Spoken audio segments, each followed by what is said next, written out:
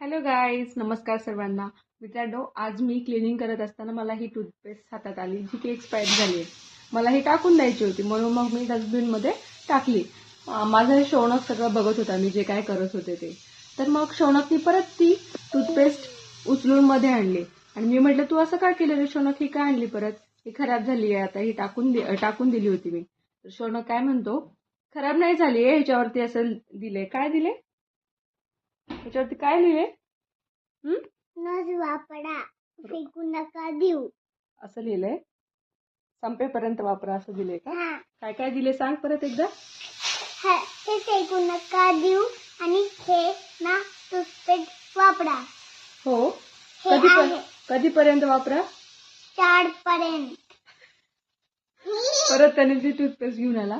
तसं नाही बाबू, ते एक्सपायर झाले ना, त्यामुळे आता आपल्याला ती फेकून द्यायची आहे. एक्सपायर झालेलं नसतं वापरायचं. मग ते जर आपण वापरू ना तर मग आपल्याला इथे बाऊ होईल ना, आपल्या ओठाला बाऊ होईल, दुखेल, काहीतरी इन्फेक्शन होऊन बसेल, आहे की नाही?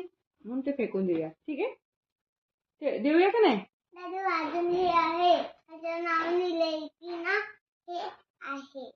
काय आहे? हे फेकून नाही द्यायचं, नस वापरायचं असं नाव लिहिलंय.